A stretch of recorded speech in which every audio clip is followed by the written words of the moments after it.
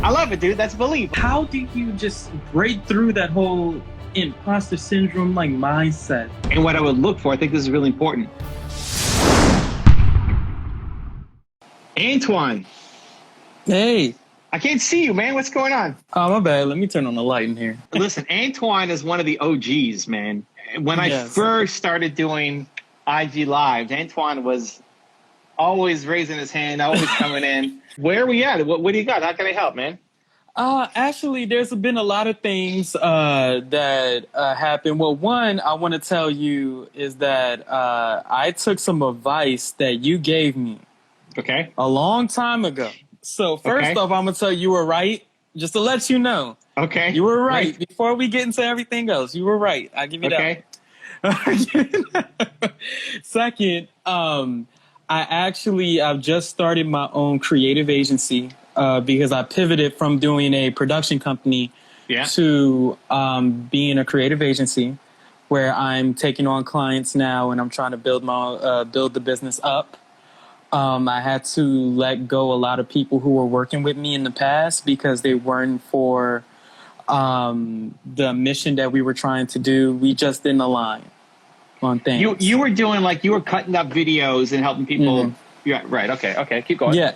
So we wasn't even doing that. It was more of just our own original content. We was making multiple brands and I kind of just got burnt out. And that's what happened. I ended up moving to Seattle, Washington. I don't even live in Baltimore because I know that was where the last time we talked, that's where I was. But I ended up moving to Seattle, Washington for a new job. And the job isn't really turning out to what I thought it was going to be. New job, like working with a client or like a 9-to-5 kind of job while you're doing your side hustle? Yeah, 9-to-5 kind of job while I was working on my side hustle. Yep. And the job it's not really turning out to what I would like it to be, but I am going into the path of trying to do, better work and trying to go down that path that, many, including yourself, told me to go down of, you should be working with clients. You should be producing content for them, things like that. Mm-hmm. So my question for you, because I don't want to take up too much of your time. I know you're a busy man. My question for you is, how do I separate the things going on in personal life from the stuff that I'm doing with my business so that I can stay focused? Because I have the tendency of when things are not going correctly in my personal life or when things are being disruptive in my personal life, it messes with my focus. So how do I fight through that? Well, what stuff from Baltimore is still kind of chasing to Seattle, or some new Seattle personal life stuff is popping up? A little bit of both, stuff that happened in Baltimore because I actually just recently graduated from college. Mm-hmm. I went back to Baltimore for my college graduation. And I just came back here, but at the beginning of April, I had to have emergency surgery.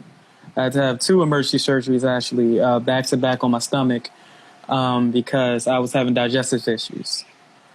So I've been on medical leave for the last month and a half from work. So now it's just all this stuff in personal life things that's going on in both Seattle and Baltimore. It just seems like I'm repeating the same patterns of stuff that I went through whenever I was in Baltimore and Seattle, and I thought Seattle was going to be a new, fresh start for me. First off, how are you feeling, dude? You feeling better? Yeah, I'm feeling good now. You getting there? There was a moment in time where I couldn't walk for a little bit. Okay. Where I had to literally not relearn to walk, but I was hobbling around everywhere. So that got better. But yeah, I'm feeling good now. I got off the plane. I wasn't feeling good. I thought I had an infection. It turns out some stuff happened and I ended up back on medical leave because I went home and then I came back here. Mm-hmm. So listen, you can't outrun your problems, and that's not just you. That's everybody. Mm-hmm. You got to deal with them. Moving to Seattle, if you're still the same person, you can move again. And you're still the same person, the problems are going to keep chasing you down.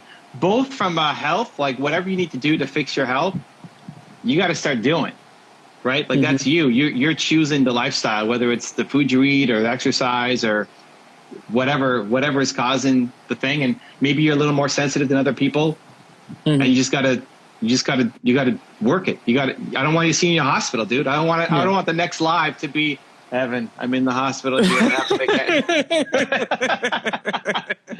Like we need to see a healthy you, man. I mean, that's definitely part of, I think a lot of people going through this COVID issue have kind of let themselves go, and, and awesome, but we're coming back, and now it's time to get back on the horse. And you need coincidentally, I took up keto during COVID, and I went from 245 pounds to 214 pounds. Like, it was a drastic drop. The surgery was more caused by like diabetes complications, because I wasn't, like you said, I wasn't doing what I needed to do diabetes wise, and I wasn't taking care of myself there, and I was just letting stress like jump upon that, and it was just trying to go straight through it. Those are just habits, man. Right? Like moving to Seattle is not going to make you lose weight. Like, and moving to Dallas or wherever else, like it's just the habits. It's still the habits, whether it's stress causing too much or just eating the wrong foods or not moving around enough. Like those are, how to solve it. You know how to do it. It's just now a matter of deciding to do it, because when you do that, you'll have more energy to then bring to your job and bring to your work as well. You just will. I mean, it doesn't mean that you stop. I mean, when I broke my neck, that was the worst thing that happened to me physically. I broke my neck and had a concussion. I was still making videos and still grinding it out, and still, like, the next day I'm telling my doctor, hey, can we hold a seminar like in my hospital room? And they said, no, that's not happening. So, but I still finished my tour and still made videos, and I was much slower, right? I mean, I was in a crap ton of pain. I wasn't as good as I could have been, but I did the best I could because I was struggling a lot. So it doesn't mean that you stop chasing down your ambitions and your dreams, but if you're unhealthy, it's going to be a lot harder. So for the, the physical stuff, you gotta fix your habits. And it sounds like you've already started that process, whether it's keto or something else, but you got to create a schedule that actually works for you, where you're not in the hospital again. Because, dude, you're way too young to be having these kind of things happen, right? Yeah. Mel Abraham was in the chat room. He's still here, but he's still here. When I met him in Puerto Rico, he was going through his own health issues, and wasn't drinking.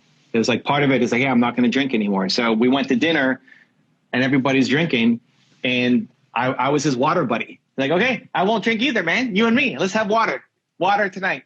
We're water buddies tonight, Mel. You and me, let's go.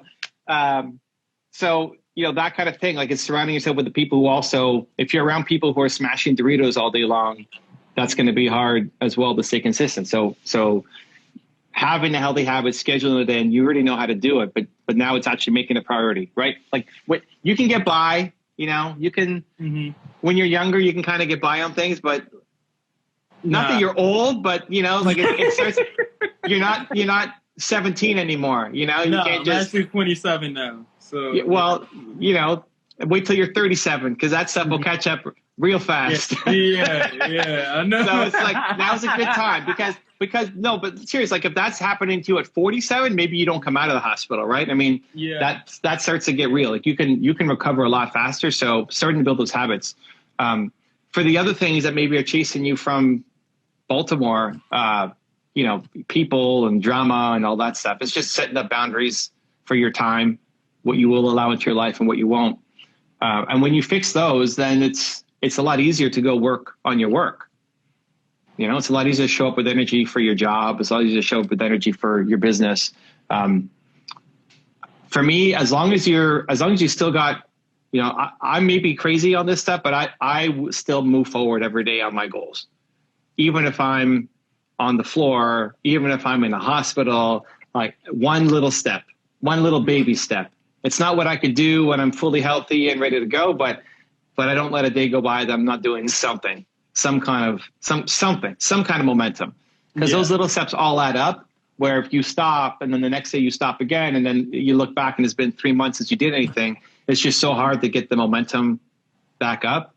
So I mean, now that you maybe not fully out of the woods health wise, but you're getting there, start putting a little energy into both the job and the business. You know, I think the job's important because it's just teach yourself that when you say you're going to do something, you show up. You know, like Antoine's going to show up. You show up for your job. Just because you're there, because you said you were going to do it, you're going to do it. It doesn't mean you give every waking second to it, but if you're going to do anything, you do it well. It doesn't mean you stop looking. Like, you can still go look for another job, still go look for clients, everything else. But dedicating time every day to focus on building your career and your business while taking care of the health, like, it's all doable. It can feel overwhelming, but it's all doable. And dude, you've been through worse. Yeah. I mean, I know your story. We've chatted a bunch of times. You've been through worse than this. This is not the hardest thing you've been through, dude. You can handle this, but now it's just a matter of doing it, right? Mm-hmm. Scheduling the healthy habits. It's hard to, like, some of these things, it's hard to get immediate momentum on. Yeah. But you look back of 2 weeks of healthy habits, like, you're already doing it with your keto diet. You look back and, holy cow, like, I lost 30 pounds or whatever it is, right? Just staying consistent on the schedule, even though it's kind of boring to stay consistent on the schedule. Yeah, and that was one of my biggest issues. So now I do things like meal prep. If I eat any type of, like, I would say crappy food, it would be on the weekends, and I would try to limit the amount that I eat. And I don't drink as much as I used to when I was a lot younger, when I was in college. And it's more because, I'm just trying to get my life back to where it was and just getting everything back onto the same schedule. One thing that I would ask you, and I think this is a question that a lot of people that's on your page would ask as well. Also, shout out to Your One Word, because I have both Your One Word and Build to Serve. She just made a post about Your One Word, by the way, which is, I did a little review of it. Cool, man. Thank you. It's the whole imposter syndrome thing. Just when you're trying to build your business, just like something that I'm trying to do at a creative agency, a lot of people think to themselves, am I built to do this? Even though I've been doing, like you said, my story, some of the stuff that I've done. I have a lot of content creation experience. I had the mind for it. Me and you were on my first interview that I did 2 years ago. You took a chance on me, which means the world to me, by the way, because you didn't even know me from Adam, and you was like, yeah, I'll jump on, let's do it. So how do you just break through that whole imposter syndrome, like, mindset in general? How do you break through that? So a couple of things, like, is it in content creation, like you're sharing a message, or in terms of making videos for other people, like client work? Well, client work, making videos for other people, because now I started making more videos on my own. I'm getting more into, like, I've even started a new podcast that's going to be coming out pretty soon called That Young Entrepreneur, where I interview different entrepreneurs to help, like, millennials and Gen Zers who want to build their own businesses. Okay. What I do is I talk to different people who have expertise in, like, the business realm, the creative realm, on things that the younger people should know. Okay. Like, and so they should have taught us. But that's not client work, right? You're not trying to that's just getting the message out. So you have imposter syndrome around the podcast? Not around the podcast, but more about the client work is where the imposter syndrome is because for the amount that I want to charge, that, like, for instance, you remember the time that I had the barber as my client. Yeah. You weren't making enough. I remember. Dude. You had to charge more. I know, dude. It's like, you're doing all that for that little? Come on now. Yeah, see, hold on. You're doing all this for that little? Well, what's going on, man? Like, you did a lot of work, dude. That was a lot of work. Yes, it was. And I was, and I think I just did it because I was like, you know what? Let me just get him to agree to this, and then later on I can negotiate more. Mm-hmm. But now, after seeing that, and now I'm currently working with a business consultant and partner, Tiana Burst. She's really good at what she does, and she's helping me break through a lot of this stuff.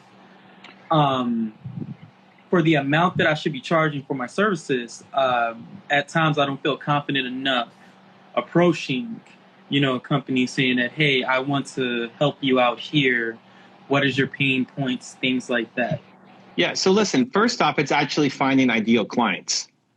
Okay. I think the challenge with a barber is that they probably don't have a big enough budget to support you anyway. Even if you're making work that's worth X to somebody else, it's not worth that to him because he's not making enough money to be able to bring you on. Yeah. So, I love the idea of free trials or getting started just to get in and show what you can do.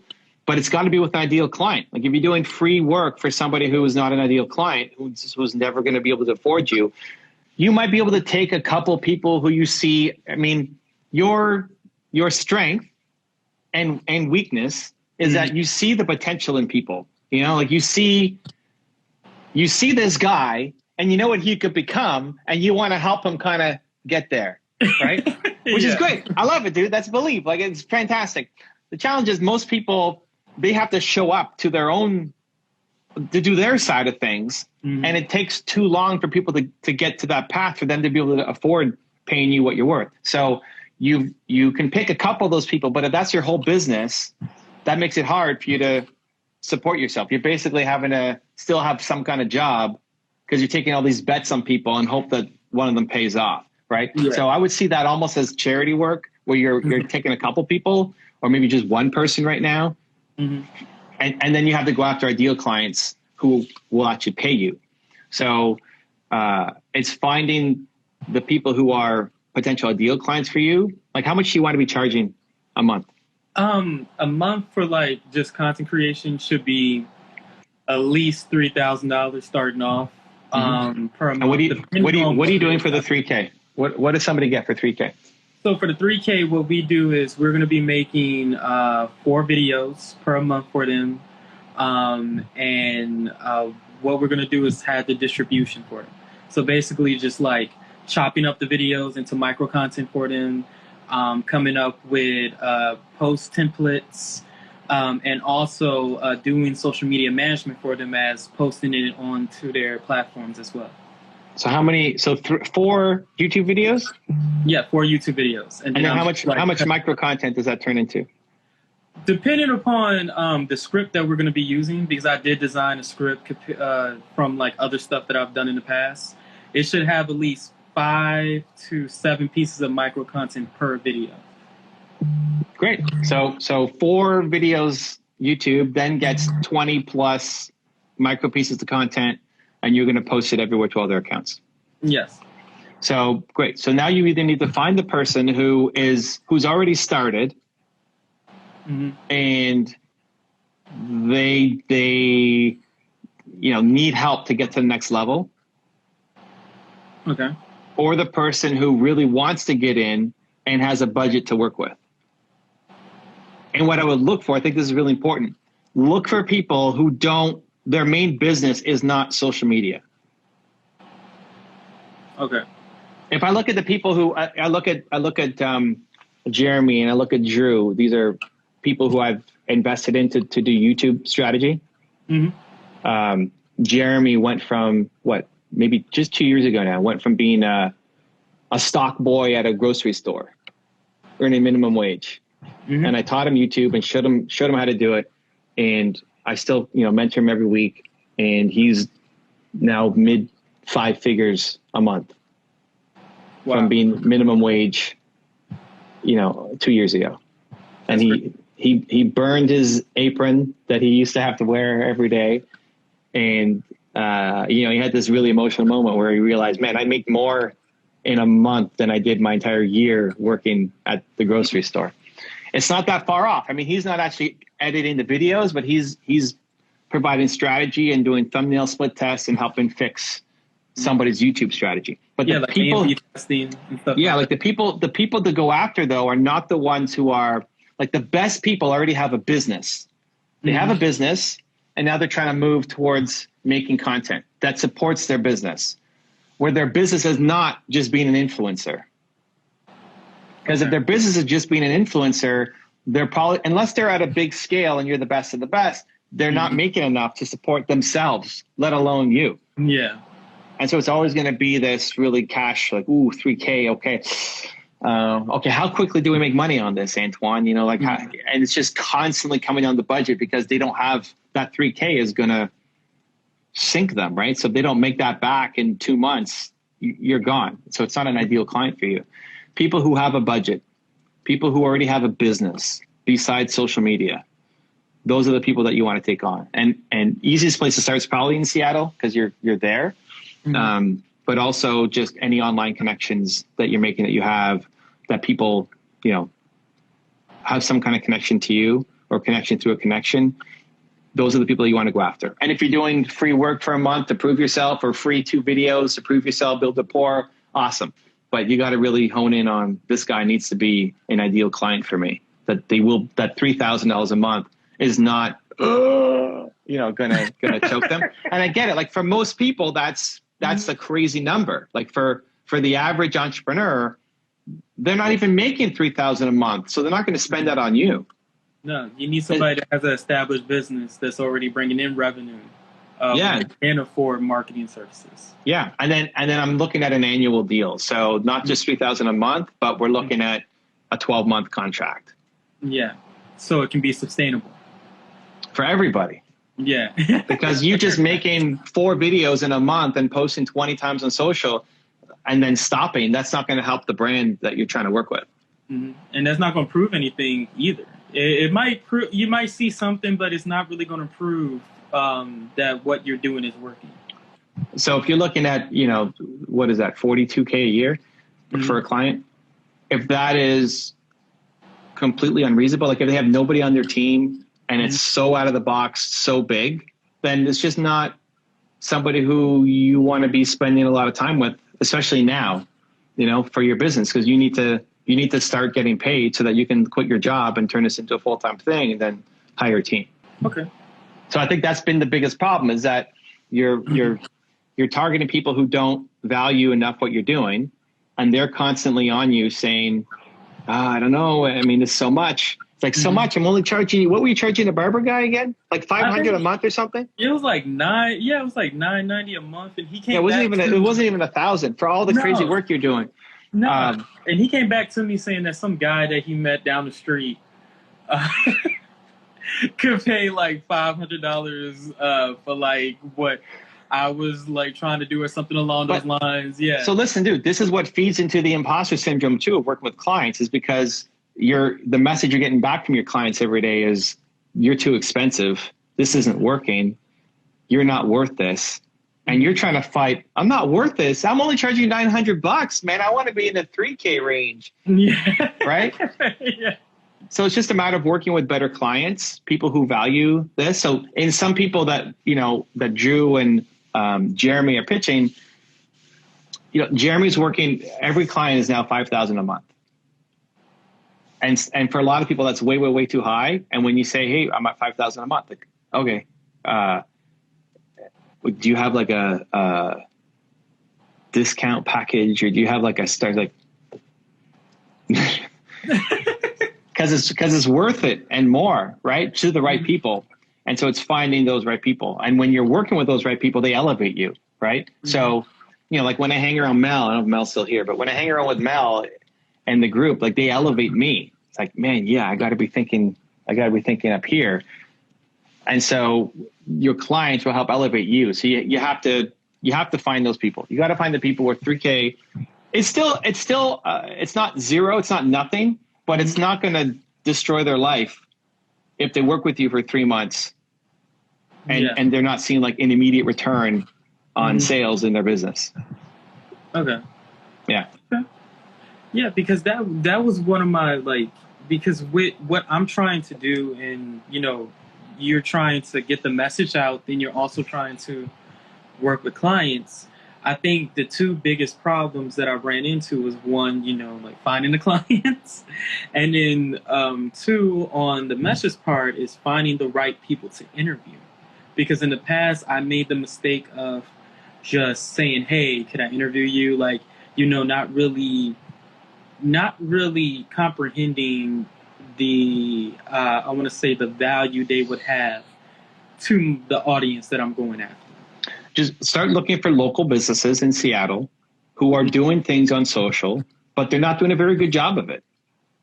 You know, like they're kind of started and stopping. There's no real thought behind the brand, and they're just kind of throwing stuff. There's lots of those guys who are just throwing stuff up, and you can come in and make it a lot more professional, strategy, consistent, and they have a real business. Don't go after any of the people who are trying to be influencers.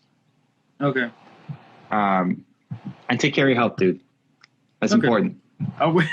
Habits, dude. Swear, like the next time I see you, I want to see smiles and healthy and everything, you know, not hospital bed, more surgeries. I'm serious. I'm not even going to send you a selfie from a hospital bed or anything like that. Good. I won't. I got cool. you. All right. Much love, man. Have a great week. Thanks for popping in. You too. Okay.